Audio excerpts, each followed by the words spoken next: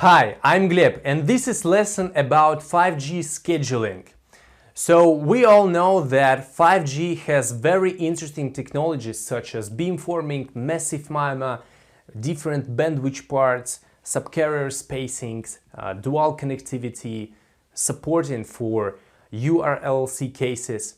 And all of this makes 5G scheduling very interesting and a little bit different from LTE technology.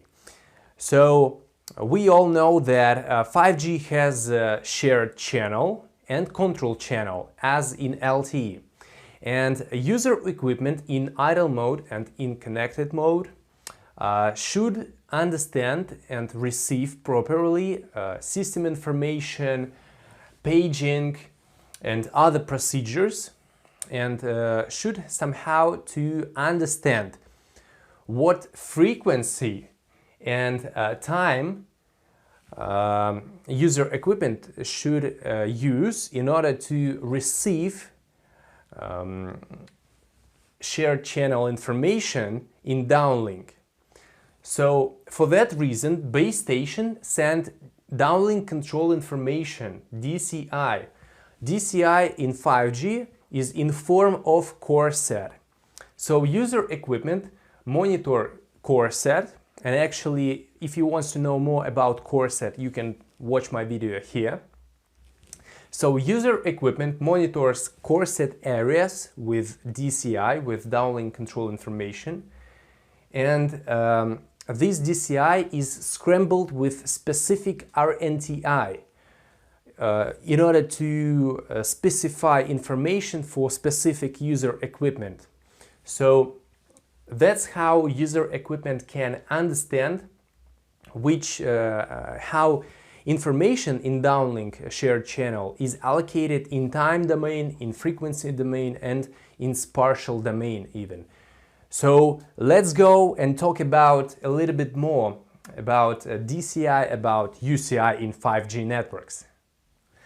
PDCCH carry DCI, carry downlink control information. Basically, such information is attached with cyclics redundancy code, and such code is used for error protection, for checking if there is errors or not. And in addition to that, such CRC is scrambled with specific RNTI, with specific identifier. This is for user equipment in order to understand that this downlink control information is specified for that user equipment, and it contains the specific information, the specific, for example, system information for that user equipment, or power control commands, for example. So, and as we can understand, such RNTI is only used for control and shared channels. What does it mean? It means that there is no any RNTI for broadcast channels, for example. This is obvious, I think. Uplink control information can be carried by a physical uplink control channel or physical uplink shared channel. It depends on user equipment have some data in buffer or not. So basically, uplink is used for feedbacks and scheduling support. So what does it mean? It means that UCI carry mainly three things: is channel state information, reports, HRQ feedbacks, and scheduling requests.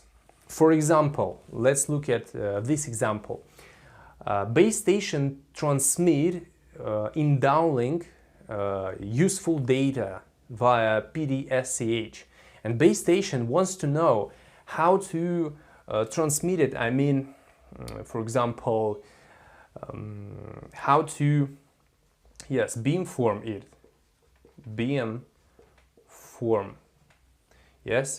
how to allocate in time, in frequency domain, which modulation encoding scheme should base station use in order to user equipment can understand this information in downlink, yes? and user equipment send uplink control information with measurements, with channel state reports, with HRQ feedbacks for downlink channel, and probably with some scheduling requests, yes, if there are some data in buffer. So in a such way, user equipment can support the downlink transmission, and base station can understand in what direction to beamform, which modulation and coding scheme should it use, and so on. In addition to that, optionally, sounding reference signal can be used for supporting scheduling in 5G base station. How it works? It works only when there is no active shared or control channel in uplink. Base station can use sounding reference signals in order to estimate channel behavior and as a kind of make a prediction for possible future transmissions, because it's pretty hard to understand where there is no shared channel in uplink or control channel in uplink active. So that's why base station can use sounding reference signals for estimating purposes, and it can help the scheduling to schedule information if there is some need for uplink information transmission. So let's move to other aspects of 5G NR scheduling. Now let's talk about what's going on in time domain allocation. Actually, 5G NR can support mini slot, one slot or multiple slots allocation for scheduling. So what does it mean, mini slot? Mini slot can be just as 2, 4 or 7 OFDM symbols. So such duration, of course, the duration of slots depends on numerology, depends on subcarrier spacing, and we know that the higher subcarrier spacing, the lower duration, and it is good in time domain for scheduling, especially for URLC cases, for cases with low latency. And actually low duration is also good for high throughput as well. But negative side, we should just keep it in mind that low duration of symbols, it is not only the low duration of useful data, it is also the low duration of cyclic prefix, the guard, the guard time, yes. It is also shrinks lower, and it means that it has negative impact on coverage as well. So we should remember that such implementation, such cases can be probably used only for small cell, for cases with short coverage. So what it gives us? It gives us the understanding that 5G NR can have symbol level scheduling. It is possible. It is possible. While in previous technology in LTE, everything was refers to TTI, time transmission interval, which was equal to 1 millisecond. And now it can be very flexible. Can be even faster in time domain because it can be scheduled by symbol level. And in order to understand at which start and how long such a symbol should duration, not a symbol, slot has duration in symbols, yes. It is used SLIV indicator, SLIV indicator, start and length indicator value, to understand start and the number of OFDM symbols for such allocation in time domain. And now let's talk about allocation in frequency domain for 5G NR.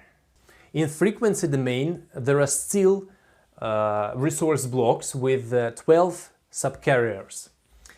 Actually, we are talking about what's going on within active bandwidth parts.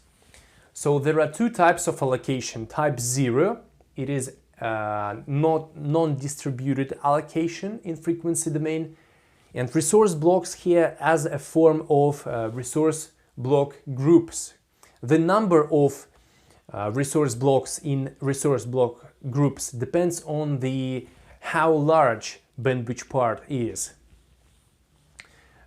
Such type use non-interleaved mapping between virtual resource block and physical resource block. If you want to know more about virtual resource blocks, about common resource blocks, you can watch my video here. So let's move on. Type 0, this is distributed allocation because we work with resource blocks, and interleaving can be as option here or cannot be used as well. So for that reason, scheduling info can show the start and the number of resource blocks within active bandwidth parts. Actually, for that reason, used RIF indicator, resource indicator value, in order to show the start and number of resource blocks in active bandwidth parts. So we can see two types of allocation. Type 0 is a contiguous form of allocation, non-distributed, and type 1 is distributed allocation. Okay, let's move to another aspects of 5G scheduling. There are three types of scheduling in 5G NR.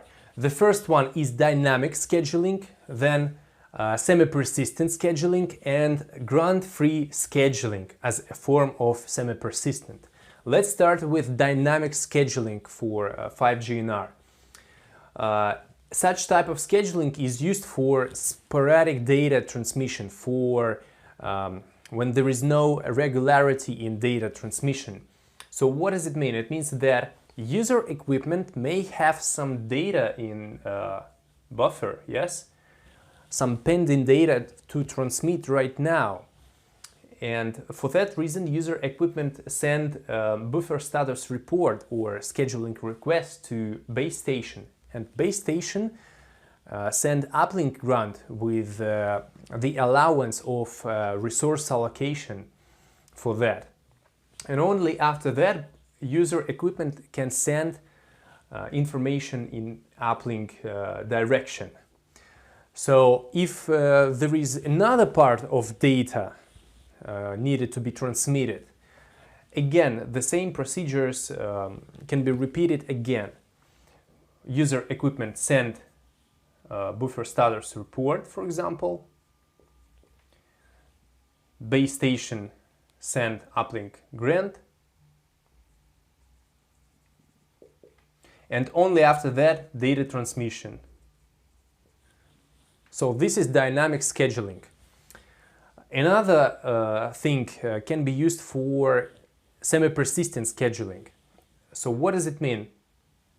Semi-persistent scheduling type 2 is used when there is some regularity, for example, for voice services, for video services, when network need to support some regular latency, let's say so. So for that reason, base station send configuration of semi-persistent scheduling type 2 and activate it via DCI commands. And only after that, user equipment can send data without any additional buffer status reports or something like that. So what does it mean? It means that such scheduling can work pretty fast. It can be enough for example, next thing is when user equipment speaks, is when the user speaks, such scheduling can work. And when user equipment is listening, the deactivation of such scheduling can be performed. So this is for constant data. For sporadic data, for URLC cases, for scheduling without explicit activation, can be used semi-persistent scheduling type 1, or as we can say, grunt free scheduling. So what does it mean? It means that base stations and configuration of type 1 and user equipment without explicit activation send all pending data in buffer for transmission. So the advantage of such scheduling is that user equipment don't have to wait and send any additional messages for transmitted information. So it is very good in terms of latency, in terms of to start transmission as fast as it possible. And right now let's talk about how massive MIMO implementation can influence on scheduling in 5G system. We all know that 5G support massive MIMO systems. And that's very interesting how massive MIMO antenna arrays may influence on scheduling mechanisms. So when we're talking about multiple antenna arrays, we actually can talk about channel hardening. So what does it mean, channel hardening? Let's figure out. Let's suppose that our antenna array has multiple antenna elements, and each antenna element has its own effective scalar which equal to physical channel. So what does it mean? It means that individually every antenna element of such array of course depends on radio conditions and can vary randomly because radio changes also pretty randomly. So, but when we're talking about the whole system, the sum of such vectors will goes to the average of all signals. This is according to central limit theorem. And what does it mean? It means that there is no need to adapt scheduling or power control techniques for multiple fluctuations, for multiple individual fluctuations for every antenna element, because the average will be pretty constant and there is no need for such adapting, only for large-scale fadings. This can simplify the implementation of scheduling in time, in frequency domain, but the opposite side is that massive MIMO systems and beamforming systems are pretty complicable, pretty complex for implementation, for development. So this is just, let's say, a positive side of massive MIMO antenna arrays. And right now let's talk about other aspects of 5G scheduling. Actually, scheduling can influence on everything. It can impact on power control and availability of resources. For example, users can come and go pretty quickly for requesting resources, yes, and if it goes pretty frequently, there are still some available resources for other new users to come and use such resources of network. So basically there are multiple considerations for as input for scheduling can be used channel state information reports, some spatial parameters, because not only QCI can be used but also rank indicator info, PMI, other parameters. User equipment capabilities can be used. buffer status report, yes, how many data and what type of data, because quality of service priorities, retransmissions, because usually retransmissions goes first, comparing with regular new transmission, interference, information about adjacent sectors, about neighbor base stations, in order to manage and allocate resources in the right way to limit interference between sites, between sectors. And main outputs is that the user equipment is scheduled, that network knows exactly the number of resource blocks and how resource blocks is allocated in frequency and in time domain, and the modulation and coding scheme according to radio conditions, and transport block size can be calculated as well. So as you can see, scheduling is a very complicated algorithm. It can consider multiple things and influence on everything, on interference, on power control.